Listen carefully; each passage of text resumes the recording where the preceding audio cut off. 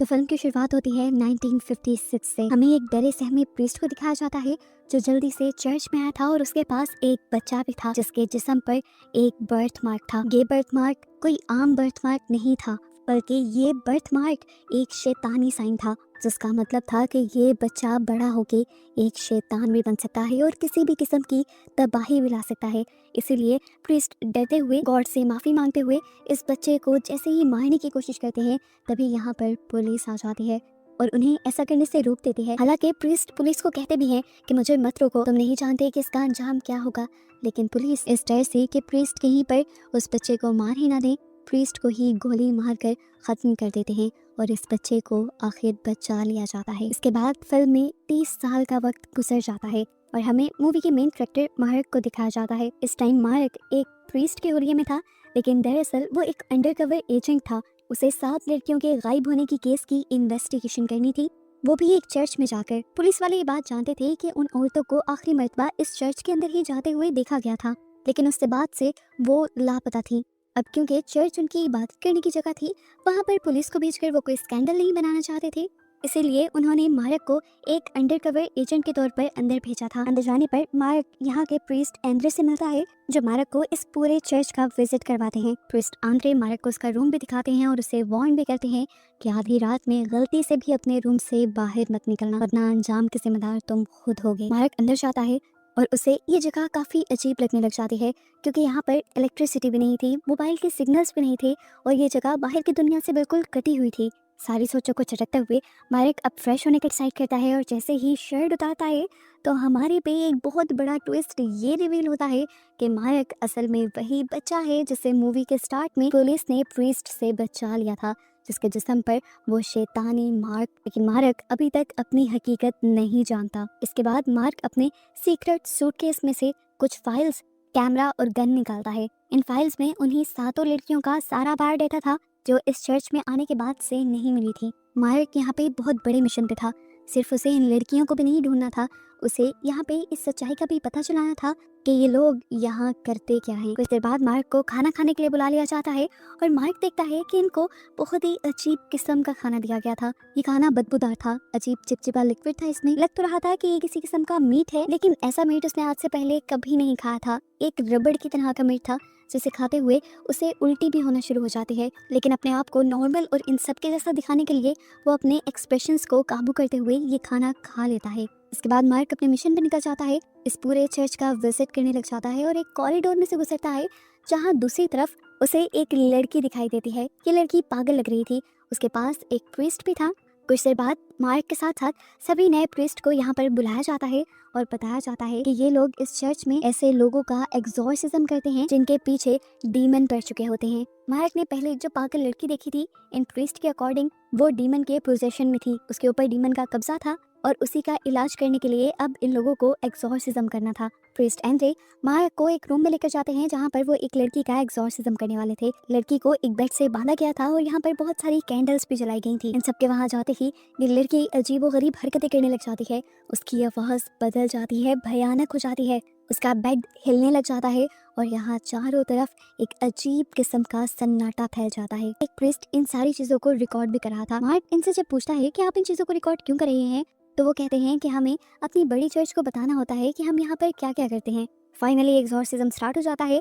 एक प्रीस्ट यहाँ पर कुछ इंचेंटिंग्स पढ़ने लग जाते हैं और एकदम से उनके हाथ में पकड़ा हुआ क्रूसीफिक्स आग से जल जाता है, लेकिन वो अपने एक्सप्रेशन नहीं बदलते, अपने ऊपर काबू रखते हुए वो अपना एग्जॉर्सिज्म करते रहते हैं। वो लड़की और भी ज़्यादा तड़पने लग जाती है और आखिर तड़प तड़प कर एकदम से वो नीचे गिर जाती है। पता चलता है कि एग्जॉर्सिज्म ख़त्म हो गया है और इसके ऊपर जो डीमन था वो भी अब इसके अंदर से निकल चुका था। इस टाइम जो कुछ भी मार्क ने देखा था वो इससे बहुत ज़्यादा डिस्टर्ब हो गया था। ऐसी कोई भी चीज़ उसे पहले पता ही नहीं थी। अब तो उसके साथ भी अजीबोगरीब हरकतें होना शुरू हो गई थी इसी चर्च के अंदर। वो जब अपने रूम में जाकर अपने मिरर को टच करता है तो उसके टच करने से ही उसका मिरर क्रैक हो जाता है और मिरर के पीछे से उसे खौफनाक आवाज़ें सुनाई देती हैं और उसे इस चर्च से एक अजीब किस्म का कनेक्शन फील होने लगता है। खैर मार्क अपने दिमाग से इन सारे ख्यालों को निकालता है और अपने आप को याद दिलवाता है कि वो एक मिशन पे यहाँ आया था, लेकिन वो अपने मिशन पर काम ही नहीं कर पा रहा था क्योंकि इस चर्च के सभी लोगों की रूटीन बहुत ही अजीबोगरीब। अगले दिन दोबारा मार्क के साथ साथ सभी लोगों को वही बदबूदार खाना पेश किया जाता है। मार्क तो किसी तरह करके उसे खा रहा था, लेकिन आज जो एक नया प्रीस्ट यहाँ पे आया था वो उसको खाने में नाकाम था। वो रोने लग गया था। इससे पहले कि वो खाना छोड़कर यहाँ से चला जाता, पीछे खड़ा हुआ प्रीस्ट उसके कान में पता नहीं क्या कहता है कि वो लड़का दोबारा चुप करके उस खाने को खा लेता है। खाने के बाद मार्क जब रूम में गया तो उसे आज सच में उल्टी हो गई। उसको दांत में भी शदीद दर्द हो रहा था।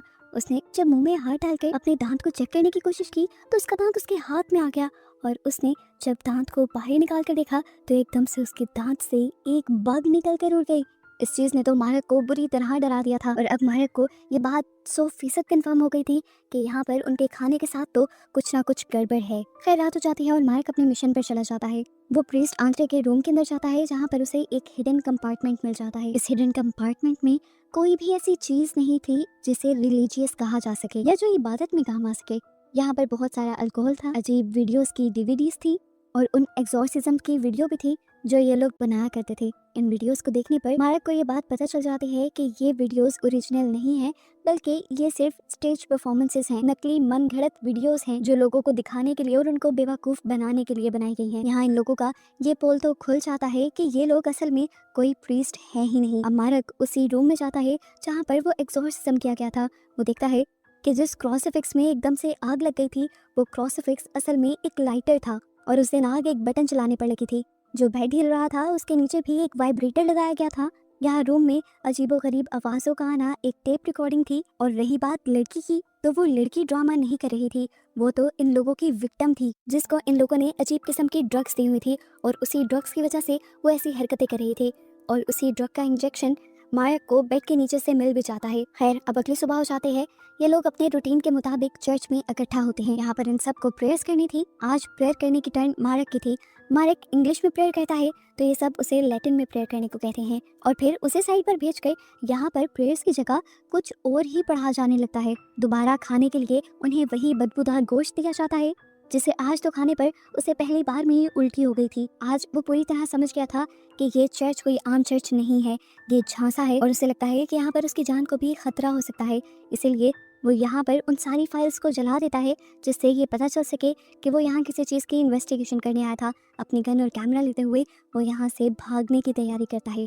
इससे पहले कि वो निकल जाता वो देखता है कि कुछ प्रीस्ट यहाँ पर एक कब्र बना रहे थे। ये उसी लड़की की कब्र थी जिसका इन्होंने पिछले दिन एक फेक एग्जॉर्सिज्म किया था। ये सीन मार्क को बाहर जाने से रोक देते हैं और अब वो फैसला कर लेता है कि वो इन सारी चीज़ों के पीछे का सच जान कर ही रहेगा। वो अब उसी एरिया में जाता है जहाँ पर उन पागल लोगों को रखा गया था। यहाँ पर एक प्रीस्ट उसे ये खबर देता है कि यहाँ सभी लोगों को मालूम है कि मार्क यहाँ पर किसी चीज़ की इन्वेस्टिगेशन करने के लिए आया है। ये प्रीस्ट उसे बताता है कि मैं जान गया हूँ कि तुम यहाँ से भागने की अब कोशिश करोगे, लेकिन यहाँ से भागना इतना भी आसान नहीं, क्योंकि मैं भी यहाँ पर तुम्हारी ही तरह इन लोगों की बातों के झांसों में आ गया था। लेकिन फिर मैंने यहाँ से बहुत भागने की कोशिश की, लेकिन आज तक भाग नहीं पाया। अब जब मार्क देखता है कि ये आदमी उसके साथ हमदर्द है और उसके बारे में इतना कुछ जानता है, तो मार्क खुद भी उसे अपनी सारी सच्चाई बताने लग जाता है। वो बताता है कि मैं पोलिश पुलिस का एजेंट हूँ, यहाँ पर इसलिए आया था क्योंकि यहाँ से 7 लड़कियाँ गायब हुई थी और उनमें से एक लड़की वो भी थी जिसका एग्जॉर्सिज्म आप लोगों ने मेरे सामने किया और उसे मार दिया। यहाँ पर प्रीस्ट मार्क को ये सच्चाई भी बता देता है कि ये सारे एग्जॉर्सिज्म फेक होते हैं और पैसों के लिए किए जाते हैं। ये एग्जॉर्सिज्म एक टीवी शो के लिए होते हैं जहाँ से इस जगह को बहुत सारी फंडिंग मिलती है। ये बात सुनकर मार्क को बहुत ही ज़्यादा दुख होता है। मार्क यहाँ उससे कहता है कि अगर तुम मेरी मदद करो इस केस को सॉल्व करने में तो मैं तुम्हें भी यहाँ से निकाल कर ले जाऊँगा। ये आदमी यहाँ कुछ नहीं कहता और मार्क अब दोबारा से अपनी इन्वेस्टिगेशन जारी रखता है। रात होते ही वो यहाँ की बेसमेंट में जाता है। ये जगह उसके डरने के लिए काफ़ी थी क्योंकि इस जगह पर बहुत सारे इंसानों के ढांचे रखे हुए थे। इंसानों के दांत भी पड़े थे यहाँ पर, जिनको ज़रूर इसी चर्च वालों ने मारा होगा। और यहाँ पर एक आई बॉल भी पड़ा था जो अभी तक जिंदा था और हिल रहा था। ये देखकर डरकर मार्क उसे साइड पे गिरा देता है और वो फट कर उसका खून इधर उधर गिर जाता है। इतना क्रीपी और अजीब सा सीन देखकर मार्क को भी उल्टी आने लग जाती है और हम उसकी उल्टी में बहुत सारी बग्स और फ्लाइज को देखते हैं। अब मार्क यहाँ से बाहर जाता है उसी ग्रेवयार्ड में जहाँ पर उन्होंने उस लड़की को दफन किया था। वो उस ग्रेव को खोलता है लेकिन वहाँ उसे कोई भी नहीं मिलता।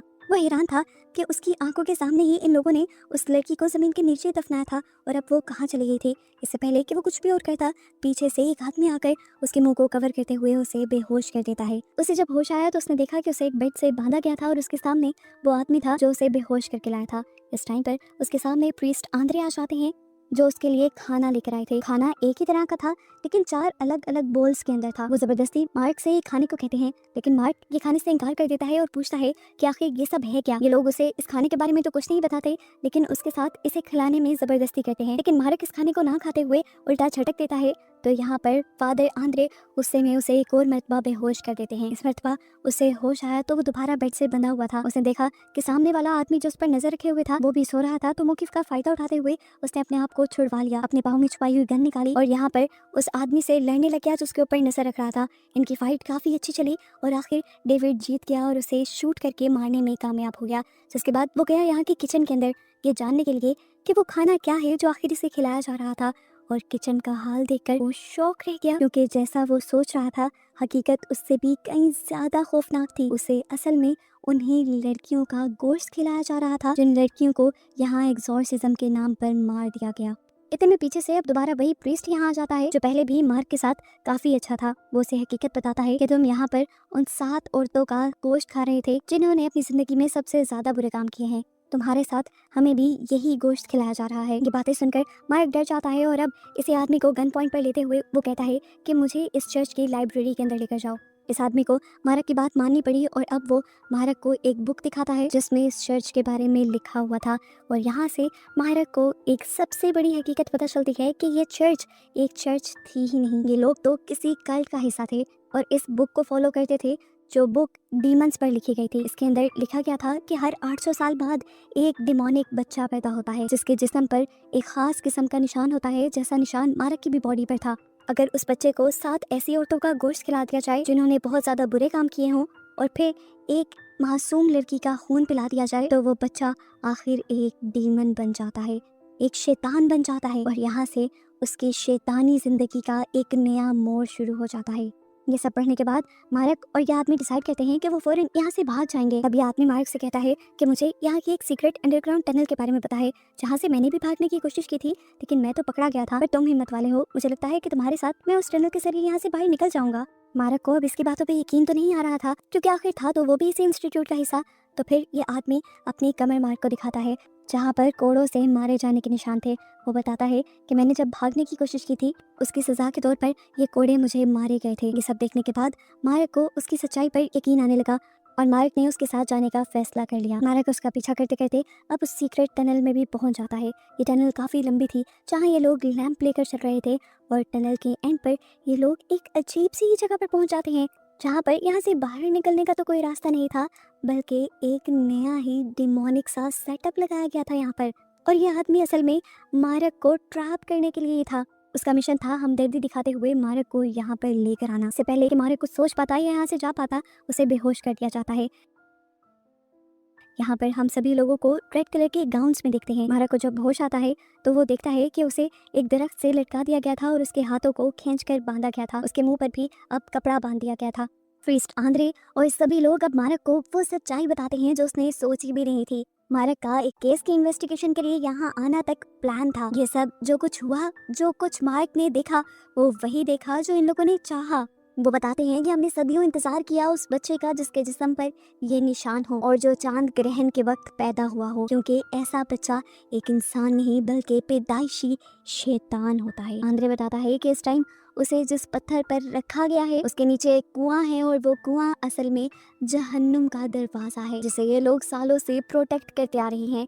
वो बताता है कि हम प्रीस्ट नहीं हैं और ना ही खुदा को मानते हैं, हमारा आका शैतान है और हम उसके गुलाम, और मार्क को खास चुना गया है उनके लिए। अब ये लोग अपना रिचुअल शुरू करते हैं। मार्क के सामने एक बेचारी मासूम सी लड़की को लाया जाता है और उसका गला काटकर उसके खून के प्याले भर लिए जाते हैं, जिन प्यालों में से एक एक करके ये सभी लोग एक एक घूंट लेते हैं, जिसके बाद जबरदस्ती मार्क के मुंह में ये खून डाल दिया जाता है और तब तक उसका मुंह ये लोग ऊपर करके रखते हैं जब तक मार्क इसको निगल ना ले। अब मार्क का डीमन बनने का प्रोसेस शुरू हो चुका था।